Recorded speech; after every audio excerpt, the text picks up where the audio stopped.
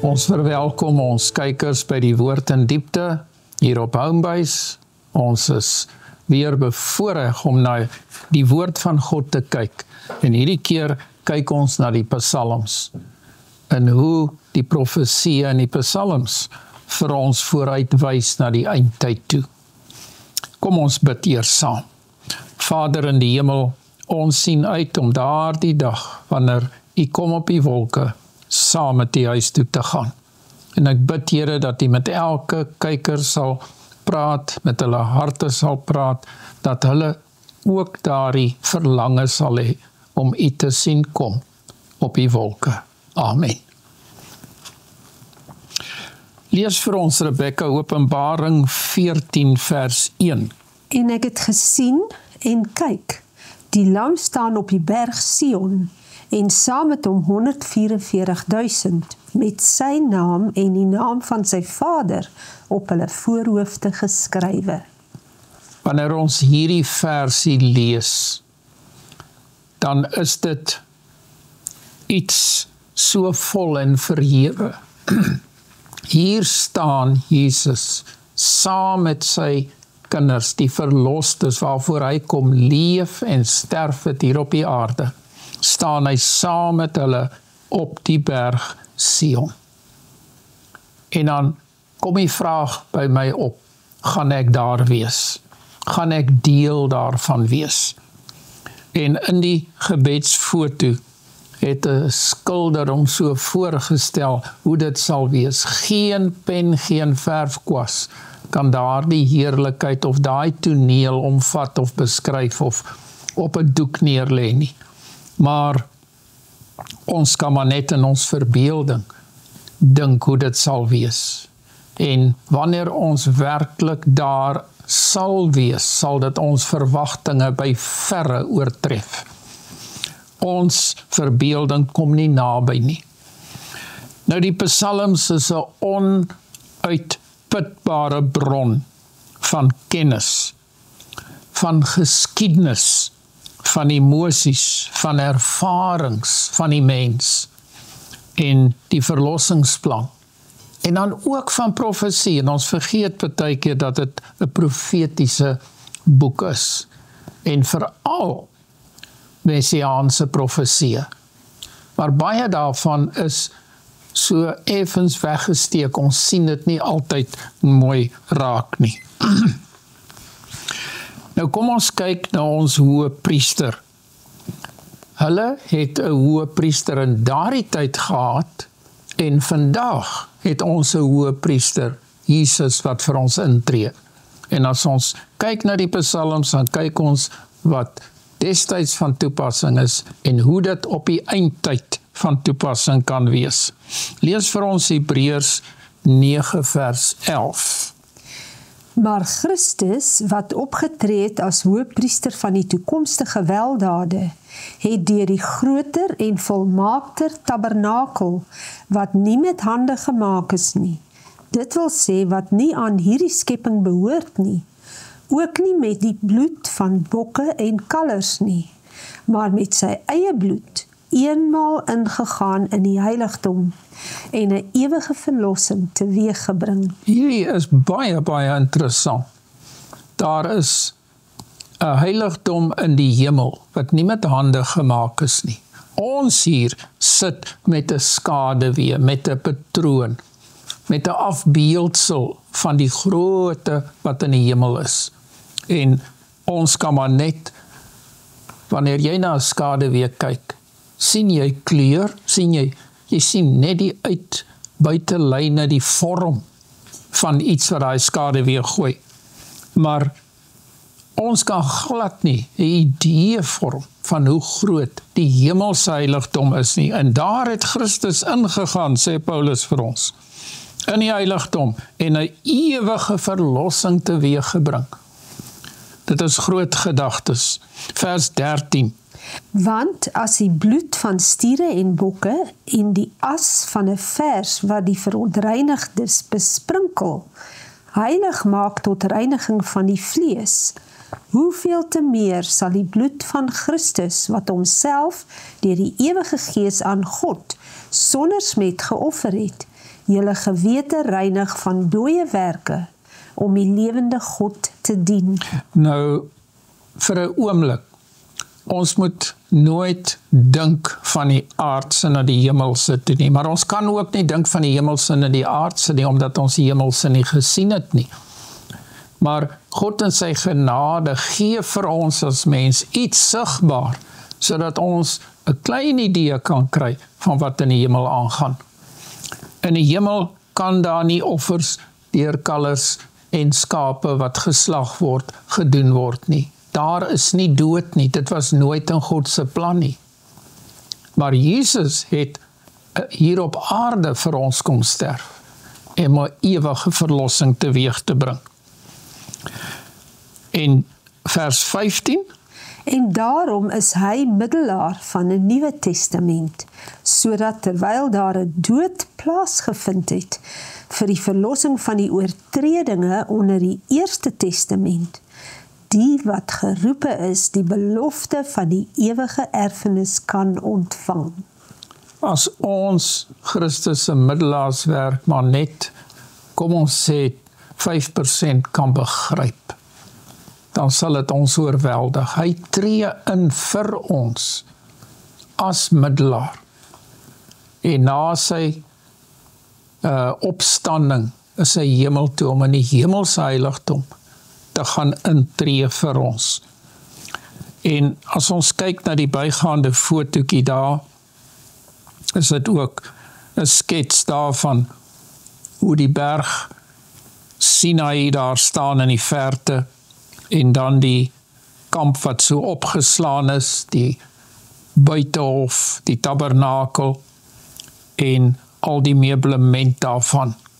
Dit is maar 'n baie floue voorstelling van wat in die hemel aangaan. Daar is 'n werklike teenwoordigheid van God.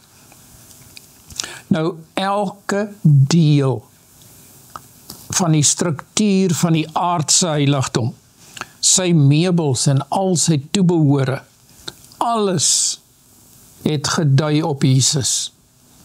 En dit is baie interessant, dat alles wat jy kan bestudeer en na kyk van die aardse heiligdom, die ark waarin die 10 gebooie gebeere was, die heilige plek, die allerheiligste plek, die kandelaar, die tafel met toonbrode, alles het Jesus voorgestel. Maar tweedens het elke iets ook te doen gehad met sonde, want die hele stelsel is so ontwerp, dat het op Jesus wys, wat vir ons sondes kom sterf het, om vir ons, soos Paulus het sê, 'n ewige verlossing teweeg te bring. En soos ons na die aardse kyk en ons bestudeer dit, hoe die priesters opgetree het, dan kry ons 'n idee van hoe Christus vir ons intree. Nou vanaf Kain en Abel, wat altare gebou het en offers gebring het, dwars deur die geskiedenis. Die aardse heiligdom was die instrument wat God as tydelike middel gebruik het, 'n sigbare middel, om voor die kruis, om Israel se aandag te vestig op die verlosser wat sou kom. Na die kruis neem hierdie hele stelsel meer betekenis aan, deurdat alles in Jesus vervul is. En tot herskepping van die mens in die beeld van God.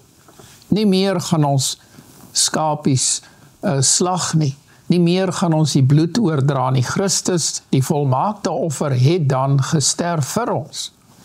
En nou is dit 'n werklike wegneem van sonde deur sy bloed. 'n Terugkeer tot God, sy oorspronklike plan. Sou ou Israel van my lewe deur geloof vooruitgesien het na hulle verlosser, soos hulle dit gedoen het, so kyk ons nou terug na Jesus se offer aan die kruis, as ons werklike verlosser, nie na diere of bokke wat geslag word nie. Geen dier, geen stelsel, geen owerheid, geen mag of wettiese werke kan ons red nie. Ek dink daar in die tyd van Salomo was daar honderde, ja selfs duisende diere geslag. En dit kan nie een enkele sonde werklik wegneem nie. Net Jesus kan. So hierdie was 'n tipe diens, 'n simboliese diens. 'n Diens wat die mens se beperkte verstand probeer lig het dat hy kan verstaan wat Jesus doen.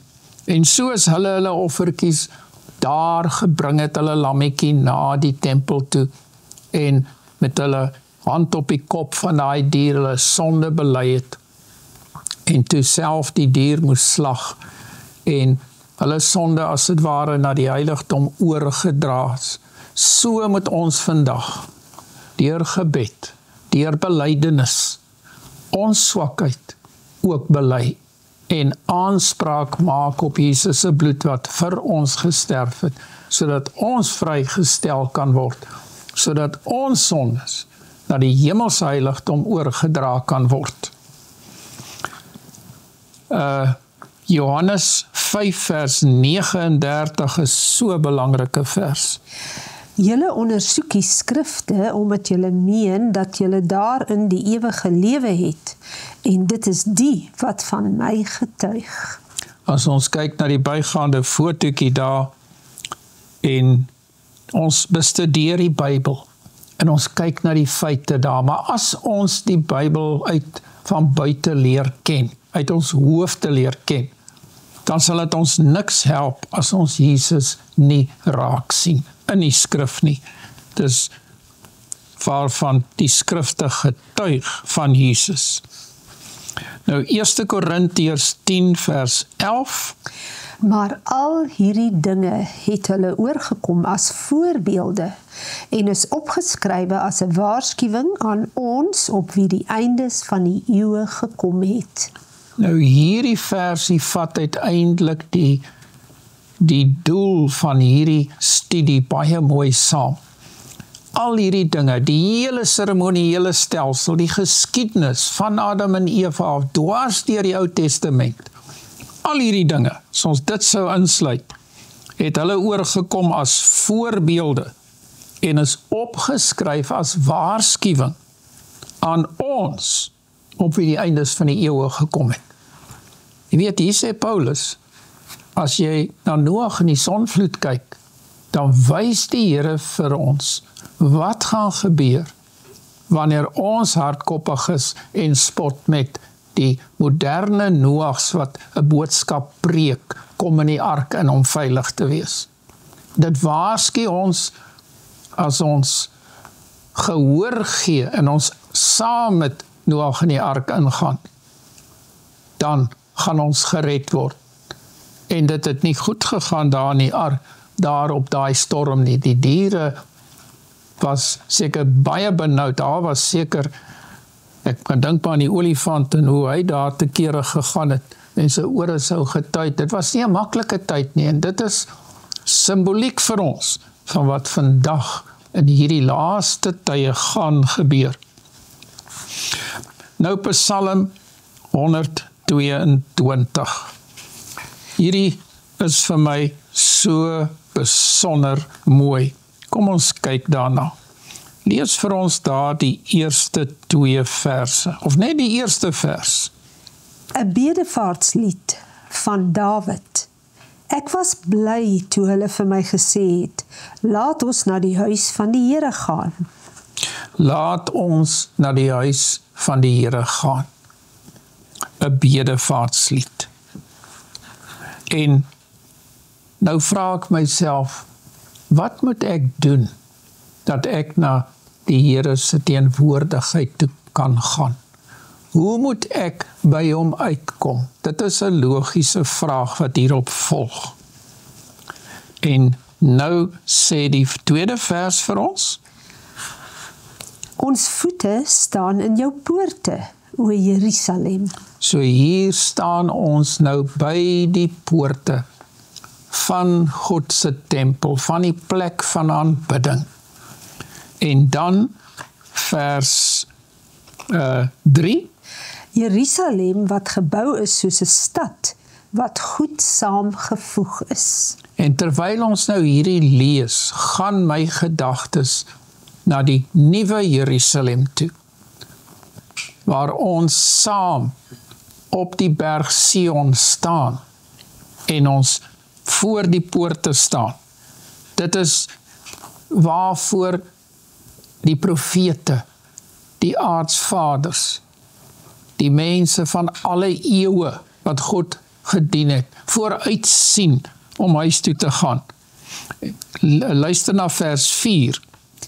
Waarheen die stamme optrek, die stamme van die Here, 'n voorskrif vir Israel, om die naam van die Here te loof. Hoekom sal ons kerk toe gaan, sal ons vandag sê? Hoekom sal ons wil hemel toe gaan? Ons wil saam met Jesus wees, ons wil by die poorte van die nuwe Jerusalem gaan staan. Ons wil saam met hulle die Here loof, as deel van die 144.000, of saam met hulle. En dan vers 5. Want daar staan die stoele vir die gereg, die stoele van die huis van Dawid. En nou bring vers 5 die interessante gedagte dat hier oordeel plaasvind. Die stoele vir die gereg, met ander woorde, nou gaan die regter inkom en daar gaan 'n oordeel plaasvind. So elke een wat op hierdie aarde ooit geleef het, kan nie sommer ingaan, het nie 'n kaartjie nie, kan nie sommer net ingaan nie. Daar vind 'n oordeel plaas. En nou sê vers 6. Bid om die vrede van Jerusalem, mag hulle wat jou liefhet, rustig lewe. Dit is die een groepie waarop hierdie seën uitgespreek is. In vers 7. Mag daar vrede wees in jou skanse, rus in jou paleise. Nou, hoeveel keer is Jerusalem al aangeval? Baie keer. Hoeveel keer is hy platgevee? Hoeveel keer is hy herbou? Dit het baie plaasgevind. Maar het daar nie ook al vanaf die begin van tyd, kan ons maar sê, aanvalle gewees op God se regering nie? Ek dink maar aan Openbaring hoofstuk 12, daar het oorlog gekom in die hemel, waar Lucifer oorlog gemaak het teen God en die engele in die hemel. En daar was 'n aanslag. Nou sê dit, mag daar vrede wees in jou skanse, rus in jou paleise. En wanneer Jesus kom op die wolke en ons huis toe gaan en ons saam met die lam op die berg Sion staan en ons is bly en ons juig en daar's blydskap, dan gaan ons terugkyk en sê daar sal nooit weer oorlog wees nie. Lees vir my weer vers 1. Ek was bly toe hulle vir my gesê het, laat ons na die huis van die Here gaan. En hier is geen plek vir 'n droewige of 'n lang gesig nie. Hier is geen plek vir pyn of siekte of dood nie. Hier is blydskap. Hier jubel hulle. Hier is hulle saam bly. Jesus is bly, die engele is bly, die 144 is bly. Almal is besig met lof en aanbidding en blydskap. Dit was God se oorspronklike plan. Dit is vir my so mooi. En nou vers 8 en 9. Terwille van my broers en my vriende wil ek spreek, vrede in jou. En hier noem het broers en vriende, ons gesinne, ons familielede, ons vriende, ons gaan almal saam wees daar en in vrede saam bly. En dan vers 9. Terwille van die huis van die Here onse God, wil ek die goeie vir jou soek. Wanneer ons hierdie psalm lees, ja, dit het 'n direkte verwysing na wat werklik in Jerusalem plaasgevind het, maar as ons dit op 'n ander vlak lees, dan het dit 'n ewige betekenis van dinge wat nou in die toekoms lê. Is dit 'n profesie van ons redding. En ek dink aan Psalm 122 as 'n trappsalm. Hulle praat in Engels van 'n Psalm of Ascension, wanneer hulle trapsgewys gestap het na die tempel toe, wat op die heuwel gebou was. Nou stap hulle op, en as hulle so opstap, dan het hulle hierdie psalm gesing. Dis 'n lied. En nou gee hulle stap vir stap, en nou sien ons hoe honderde mense opstap. En elke stap wat hulle gee op, nader aan die tempel, sing hulle, en hulle sing Psalm 122. En dis blydskap, en hulle glimlag vir mekaar, en hulle sit hulle arms om mekaar. Dit is vriende, dit is broers, dit is familielede, en so aanbid hulle God. Aanbidding is nie 'n droewige ding nie, dit is nie 'n begrafnis nie, dit is blydskap om die Here te dien en te loof. En ek vind so bemoediging hierin, wanneer ons hierdie dinge sien in die psalms wat vooruitwys na die einde van tyd toe. Nou, Jesus se teenwoordigheid was waar gewees toe hy hier op aarde geleef het. Toe was sy teenwoordigheid in die tempel gewees. Hy was gewoond om soontoe te gaan, en hy het die aardse tempel geheilig. En in die eerste foto, daar wat hulle vir ons kan opsit, ons wil so na 4 fotootjies kyk, het sy gees sigbaar as die wolk neergedaal op die tabernakel van ouds, daar in die woestyn. En die mense kon dit sien. Dit was sigbaar. Die gebou was daar, die meublement was daar, en hierdie wolk wat in die dag vir hulle skaduwee gegee het, en in die nag 'n pilaar van vuur was. Daar was God se teenwoordigheid. En toe het dit geskuif, toe hulle in Kanaan ingetrek het, toe skuif dit na die tempel toe van Salomo. Dis die tweede foto. En dis maar hoe 'n kunstenaar dit voorstel. Toe het God se gees gerus op daardie tempel wat Salomo gebou het. En dit was toe 'n vaste gebou, wat nie meer rondgedra was deur die priesters nie. En daardie tempel is ook vernietig. En uiteindelik kan ons maar hier kyk na die derde foto. Dit is 'n foto wat 'n vriend van my daar geneem het van die NG Kerk in Molteno. En nou het ons nie meer die tempel in Jerusalem nie. Ons het ook nie meer die tabernakel nie. Maar nou woon God se gees nie in daardie kerk in Molteno nie, maar in die mense se harte wat in die kerk aanbid. En dan daarom het ek die 4de foto. Daar kan jy sien waar 'n kind besig is om te bid. Waar is God se gees nou? In daardie kind se hart. So hy wil in ons harte leef. Nou kom ons kyk, ons blaai bietjie terug in die psalms, hier na Psalm 15 toe. Wat sê Psalm 15? Ook 'n kort psalm van net 5 verse. Lees vir ons daar. 'n Psalm van Dawid. Here, wie mag vertoef in u tent? Wie mag woon op u heilige berg? Hier vra Dawid hierdie vraag. Wie mag na aanbidding toe kom hier? Wie mag kom? En die heilige berg is Berg Sion. Dis waar ons gebedsfoto was. Die 144.000 wat saam met die lam daar lof tot God bring. En lees vir ons daar die eerste 2 verse.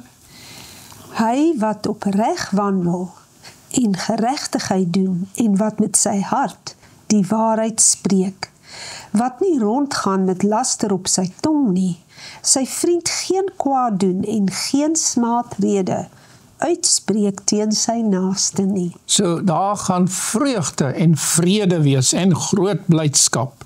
Vers 4. In wie se oë die verworpene veragtelik is, maar hy eer die wat die Here vrees. Daar dui dit weer op die twee groepe. Is ongelukkig so, maar die ou groepe, die ou groepe, ek het nou verkeerd gepraat, die twee groepe, die groep wat gered word en die groep wat nie gered word nie, wat verworpe is.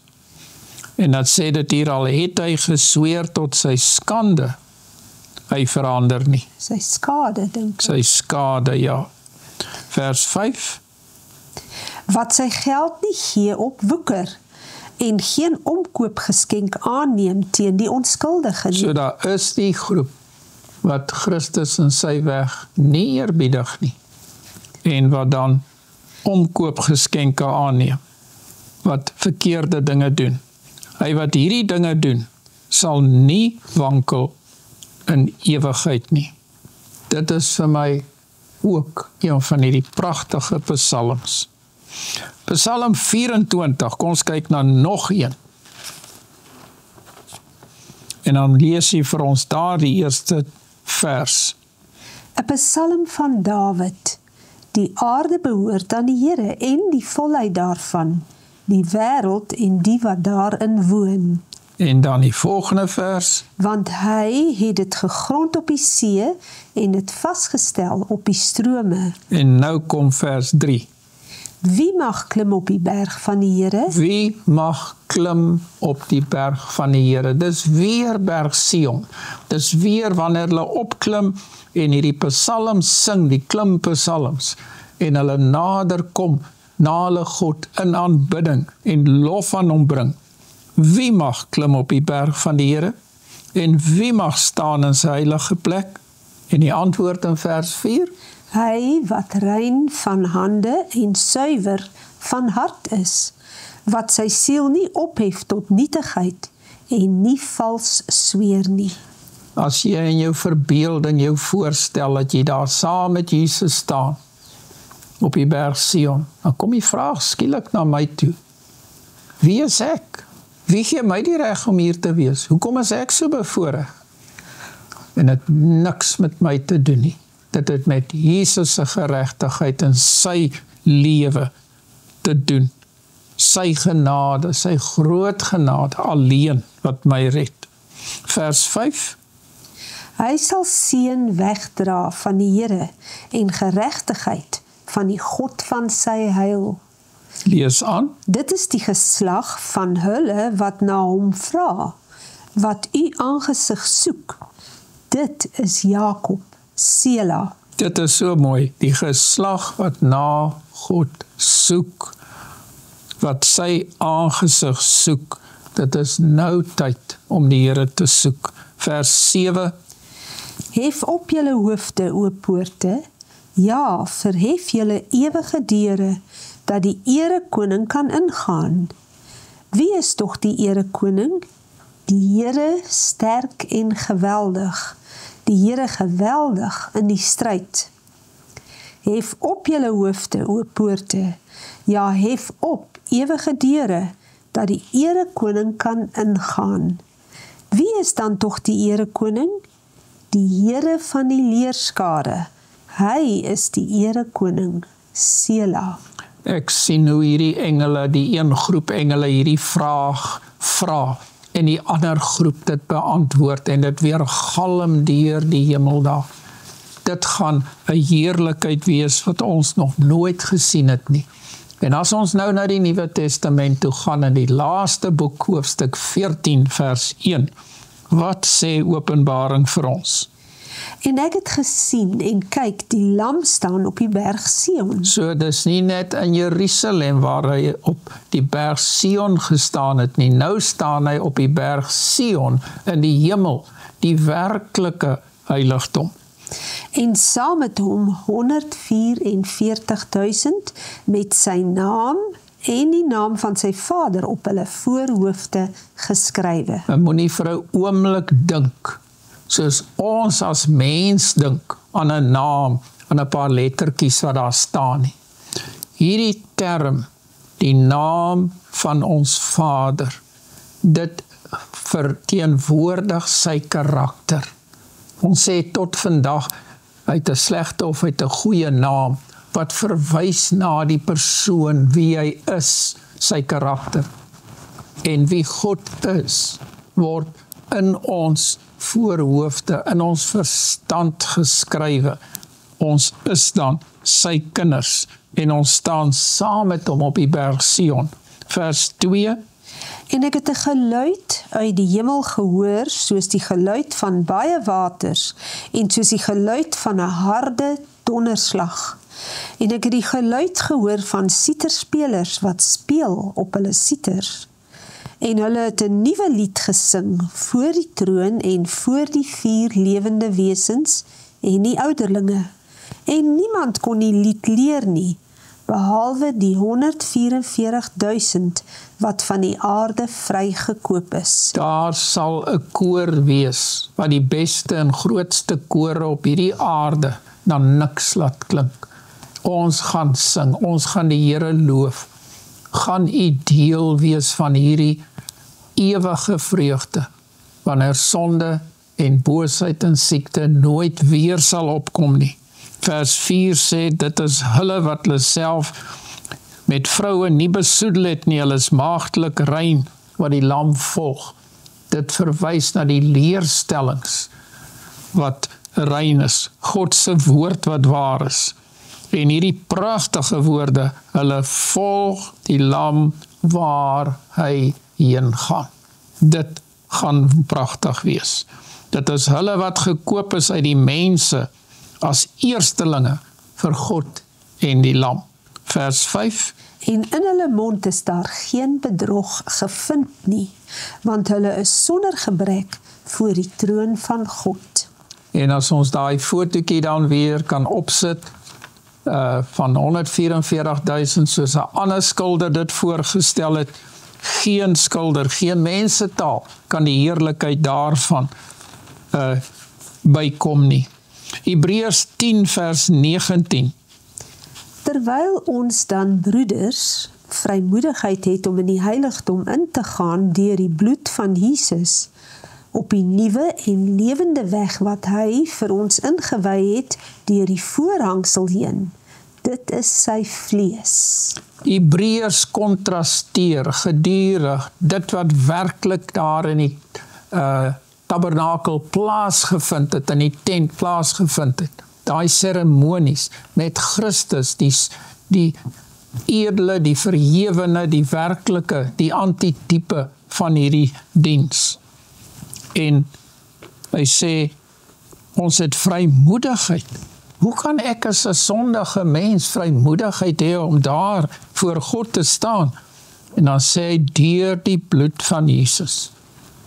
Die bloed van diere kan nooit sonde wegneem nie, maar Jesus se lewe is plaasvervangend vir ons. Hy het deur die voorhangsel heen gegaan. En wanneer ons vandag bid, wanneer ons in ons gedagtes, moet ons in geloof Jesus sien, waar hy agter die voorhangsel in die hemelse heiligdom, in die allerheiligste, intree vir ons. Eksodus 33 vers 18. Daarop vra hy, laat my tog u heerlikheid sien. Nou wie is dit hier, wat hier vra, om God se heerlikheid te sien, in Eksodus 33 vers 18? Wie is dit? Moses. Dis Moses. En dan sê vers 19, maar hy antwoord, ek sal al my majesteit by jou laat verbygaan en voor jou die naam van die Here uitroep, maar ek sal genadig wees vir wie ek wil genadig wees en my ontferm oor wie ek my wil ontferm. Eintlik sê God hier vir Moses, jy kan my nie sien nie, maar Moses wil, hy het 'n begeerte om nader aan God te kom. Wat sê vers 20? Verder het hy gesê, jy kan my aangesig nie sien nie, want geen mens kan my sien en bly lewe nie. Ook het die Here gesê, kyk, hier is 'n plek by my waar jy op die rots kan gaan staan. En as my heerlikheid verbygaan, sal ek jou in die skeur van die rots stel en jou met my hand oordek, totdat ek verbygegaan het. En as ek my hand wegneem, sal jy my van agter sien, maar my aangesig kan nie gesien word nie. Hier praat Jesus met een van die grootste profete van alle tye, Moses. Hy het God van aangesig tot aangesig met hom gepraat en hy het 'n verlange gehad om by God te wees. Hebreërs 10 vers 16. Want nadat hy tevore gesê het, dit is die verbond wat ek met hulle sal sluit na die dag, spreek die Here verder, ek sal my wette gee in hulle hart, en in hulle verstand sal ek dit inskrywe. Die Israeliete en die Hebreërs wat uit Egipte land verlos het, was maar baie swak mense, net soos ons vandag. En hulle kon nie God se wet onderhou nie. Maar nou kom hy met 'n nuwe verbond. Hy herhaal sy ewige verbond met die mens. Hy sê, ek sal dit in jou hart skrywe. Met ander woorde, jy sal lus wees om my te dien.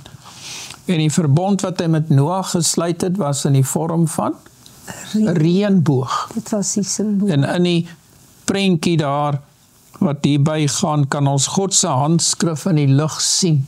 Daar die pragtige reënboog. En so wil hy sy vreugde, sy wet, sy geregtigheid ook in ons lewe inskrywe, dat ons sal lus hê om God te dien. 1 Johannes 5 vers 3 sê, want dit is die liefde tot God, dat ons sy gebooie bewaar, en sy gebooie is nie swaar nie. En hoekom is dit nie swaar nie? As jy dit self wil onthou, is dit onmoontlik, nie net swaar nie. Maar as ons in Jesus is, dan gee hy ons die krag. Psalm 5 vers 2. O Here, luister na my woorde, let op my versigtiging. Gee ag op die stem van my hulpgeroep, my koning en my God, want tot U bid ek. Hier is 'n gebed, as ons maar hierdie gebed elke dag wil bid. En watter tyd van die dag bid hy? Vers 4. In die môre, Here, sal U my stem hoor. In die môre sal ek dit aan U voorlê en afwag. Want U is nie 'n God wat behaag in goddeloosheid nie. Die kwaaddoener sal by U nie vertoef nie. Die onsinniges sal voor U oë nie standhou nie. U haat al die werkers van ongeregtigheid. U sal die leuensprekers laat omkom. Van die man van bloed en bedrog het die Here 'n afskuw. Maar ek, deur die grootheid van U goedertierenheid, mag ek in U huis ingaan, my buig na U heilige tempel in U vrees. Dit is vir my pragtig hier om te sien dat God die skape en die bokke skei, dat ons wat hierdie verlange het, in wie se harte hy sy wet skrywe, dat ons hierdie verbond deur sy genade kan nakom, en die reg hê om saam met al sy kinders huis toe te gaan. Psalm 51 vers 7, en Dawid was baie ver van volmaak af, en ons ook. Wat sê hy in vers 7? Kyk, in ongeregtigheid is ek gebore, en in sonde het my moeder my ontvang. Kyk, U het 'n welgevalle aan waarheid in die binneste, en in die verborgene maak U aan my wysheid bekend. Ontsondig my met hyssop, dat ek rein kan wees. Was my dat ek witter kan wees as sneeu. So verlang Dawid na die reiniging wat God alleen kan aanbied. En ek het gaan naslaan op die internet en 'n hyssopbossie foto gekry. En die bossietjie daar lyk vir my pragtig met sy bloupers blommetjies. Dit het hulle gebruik, iets weer wat sigbaar was, wat hulle gehelp het, om hulle belydenis te doen, en na die Here toe te kom. En dan, met vreugde, luister wat sê vers 10, Laat my vreugde en blydskap hoor. Laat die gebeente juig wat u verbrysel het. Verberg u aangesig vir my sondes en delg uit al my ongeregtighede. Skep vir my 'n rein hart, o God, en gee opnuut in die binneste van my 'n vaste gees. Wat vir my hier so belangrik is dat Dawid nie net 'n wettige vergifnis wil hê van sy sonde nie.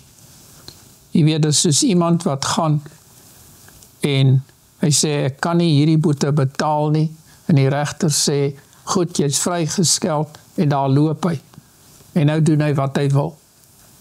Dit is nie so nie. Hy sê, delg my ongeregtighede uit. Hy is nie lus om dit weer te doen nie. Daar het 'n verandering in sy lewe plaasgevind. Hy sê, skep vir my 'n nuwe hart, met ander woorde, 'n nuwe verstand wat u wil dien. En gee in die binneste van my, nie net uiterlik nie, 'n vaste gees, dat ek gedurig sal doen wat reg is, en nie nou so en dan so nie. Vers 13, Verwerp my nie van u aangesig nie, en neem u Heilige Gees nie van my weg nie. is die Heilige Gees aktief besig in die Ou Testament? Ja, Ja, en Dawid bid so. En dan sê hy in vers 14, gee my weer die vreugde van die heil. So hy dit verloor, toe hy gesondig het. En ondersteun my deur 'n gewillige gees. Gedurig kom hy terug, sy binneste, hy wil die Here dien, en dit is opregte berou. Judas was spyt oor die ding wat hy gedoen het, maar hy sou dit weer doen as die kans daar was. Hy was nie opreg berou gehad nie. Vers 15, ek wil die oortreders u weer leer. is dit nie mooi nie? Hy wil nou na die oortreders, die sondaars toe gaan, en hulle ook help om te doen wat reg is. Dat die sondaars hulle tot u kan bekeer. Dit is 'n bewys van 'n bekeerde en 'n veranderde lewe. Vers 16, Red my van bloedskuld, o God, God van my heil. Laat my tong u geregtigheid uitjubel. nou het Dawid ooit bloedskuld gehad, het hy mense doodgemaak, Ja, baie, en ons vandag kan sê, ek sal nooit so laag daal nie, maar maak ons nie mense dood met ons tong nie, met ons gedagtes, met 'n kyk, met afskeid in ons hart. Hoe sien God ons raak, as ons deur sy oë kyk?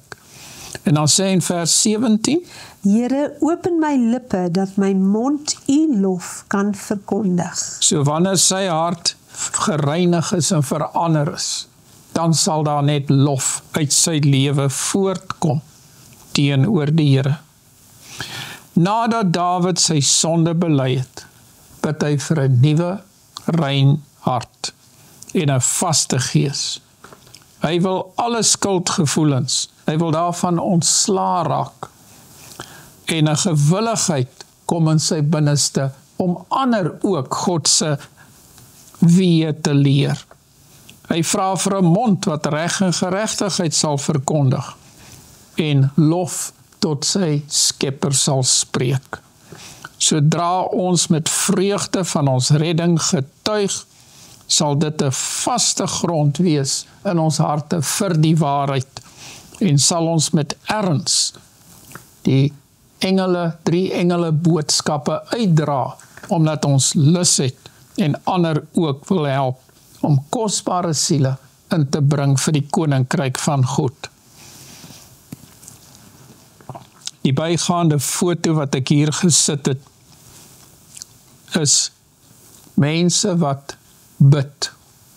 Hulle lees nie net God se woord nie, maar hulle bid dat hy ander red. En wanneer jy vir ander arbei, dan maak jy seker dat die Here in jou hart werk om jou ook te red.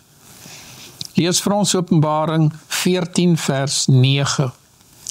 En 'n derde engel het hulle gevolg en met 'n groot stem gesê: As iemand die dier in sy beeld aanbid en 'n merk op sy voorhoof of op sy hand ontvang, sal hy self ook drink van die wyn van die grimmigheid van God. God laat nie die ander weg buite nie. Hy sê nie net alles sal goed gaan nie. Dis 'n keuse wat ons maak.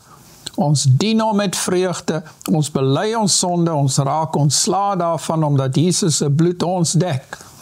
Maar as ons teen God werk, dan kom Openbaring 14 vers 9, dan word dit waarheid, dan kry ons van die wyn van die grimmigheid van God. Dan kan Christus se bloed nie meer vir ons intree nie.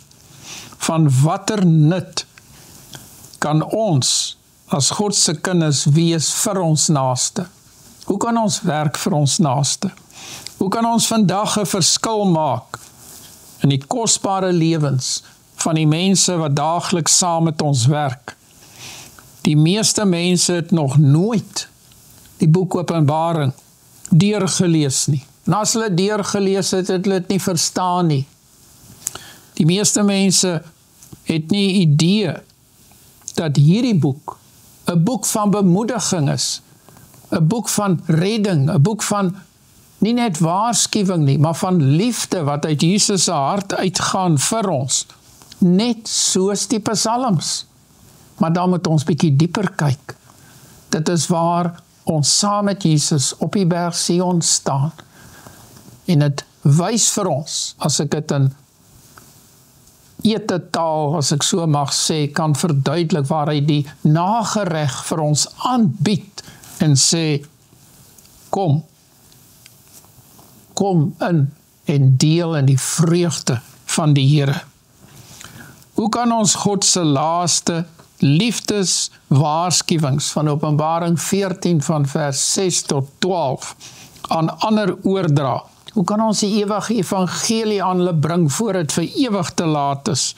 'n reddingsboodskap, 'n boodskap waarin ons kan met blydskap kan gee as mense positief reageer. En hulle ook tot geloof in Jesus kom. Die eerste boodskap, as ek dit net so kan opsom van daardie 3 engele, is 'n boodskap van ons Skepper. Ons Skepper het ons gemaak, volmaak, maar ons het deur Adam en Eva geval. Dit is 'n oproep om weer terug te keer en hom te aanbid, om weer terug te kom huis toe, soos die verlore seun, wat daar gaan verdwaal het in sonde, wat uiteindelik teruggekom het na sy vader toe. Sy vader sy arms om hom gesit het en gehuil het van blydskap. Dit is die boodskap van die eerste engel. Kom en aanbid God. Die tweede een is 'n waarskuwing. En dit is dat daar kerke in die wêreld is wat valse leer verkondig, wat jou nie gaan red nie. As jy hulle volg, gaan jy verlore wees, gaan jy ongelukkig wees, gaan jy die dood tegemoet. Dan die derde engel boodskap is nog ernstiger. Dit sê as ons die dier volg, wat teen God werk en hom aanbid, die dier aanbid, dan sal ons die merk van die dier kry en ons sal verlore wees. Gaan ons die water van die lewe vir die dorstige mense van hierdie aarde, wat bang is vir die boek Openbaring aanbied, wat nie verstaan wat daar staan nie, dat God in liefde skryf. As ek hier kyk na die gebedsfoto, dan sien ek druppeltjies water, wat soos doudruppels daar hang in die spinnerak.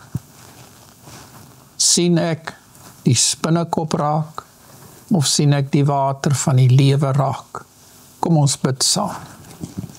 Vader in die hemel, dwarsdeur van Genesis tot Openbaring, is dit 'n oproep tot ons harte van 'n Vader in liefde wat sê, my kind, kom terug na my toe. Kom terug na die Vaderhuis toe. Hier is nuwe klere, hier is genoeg kos, hier is rustigheid by die huis. Kom huis toe. Gee dat ons as swakke mens ons sonde sal bely en teruggaan na ons Vaderhuis toe. Amen.